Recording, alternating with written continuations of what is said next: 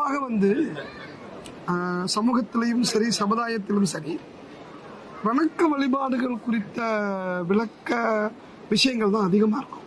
நீங்கள் பார்க்கலாம், எந்த எந்த வணக்க நிலைகள் இருக்கிறதோ அதைத்தான் வந்து சமுதாயத்தில் வந்து அதிகமாக விற்பனைக்கு ஆகும் செய்யும். இது மாதிரியான விஷயங்கள் தான் நீங்கள் வந்து அதிகமாக பார்க்கலாம்.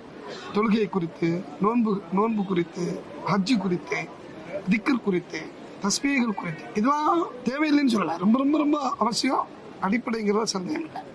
ஆனால் அதோட வந்து வாழ்க்கை குறித்து உண்டான விவரங்கள் இருக்கிறாங்க.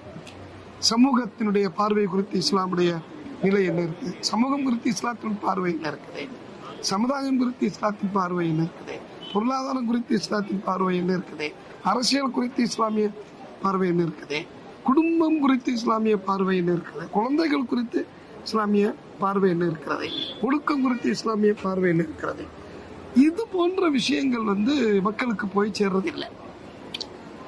அது மாதிரியான விஷயங்களும் வந்து அதிகமான புத்தகங்கள் அது சார்ந்த விஷயங்கள்ல வர்றதில்லை. ஐஎஃப்டி வந்து இதுல வந்து ஸ்டார்ட் பண்ணியிருக்கு. முழுக்க நீங்க ஐஎஃப்டியுடைய புத்தகத்தை நீங்க தலைப்புகளை பார்த்தீங்கன்னு சொன்னா வாழ்வியலை சொல்லக்கூடிய விவரங்கள். அடுத்து வந்து இஸ்லாத்தின் அடிப்படை கோட்பாடுகள் இருக்குல்ல, இது அதனுடைய அசல் நிலையை குறித்து உண்டான விவரங்கள் நம்முடைய இதுல என்ன செய்ய இருக்கும். அதுல வந்து முஸ்லீம் அல்லாதவர்கள் இதை படித்தால் இஸ்லாத்தின் சித்தாந்தத்தை புரிஞ்சுக்கலாம். அங்க குழப்பம் இருக்க அந்த மாதிரி நாம என்ன செய்வோம், நமக்கு வந்து வெளியிட்டு மக்களுக்கு கொடுப்போம். குர்ஆனுடைய அர்த்தம் மற்றும் விளக்கங்களை பார்த்தோம்னு சொல்லிட்டு சொன்னா தமிழ் ஊர் மக்கள் வந்து ஈஸியா புரிஞ்சுக்கிற அளவுக்கான அந்த தமிழ் வாசகங்கள் அங்க வந்து ஏற்பாடு செய்யப்பட்டிருக்கும், அது பதிக்கப்பட்டிருக்கும்.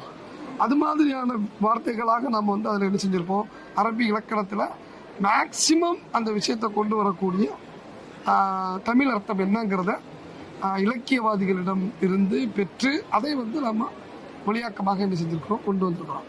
இப்படி பல விஷயங்கள் நம்ம கொண்டு வர்றோம். அதே மாதிரி வந்து பள்ளிக்கூட குழந்தைகளுக்கு இது கூட வந்து தனிச்சிறப்பாக நம்ம வெளியிட்டிருக்கிறோம். பெண்களுக்கு தனியா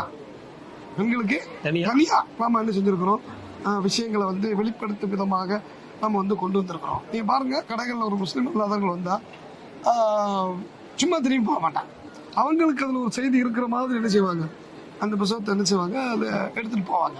இதான் எனக்கு தெரிந்து ஐஎஃப்டியினுடைய தனிச்சிறப்பாகவும் அதனுடைய முன்னேற்றத்துக்கு காரணமாகவும் நான் பார்க்கிறேன்.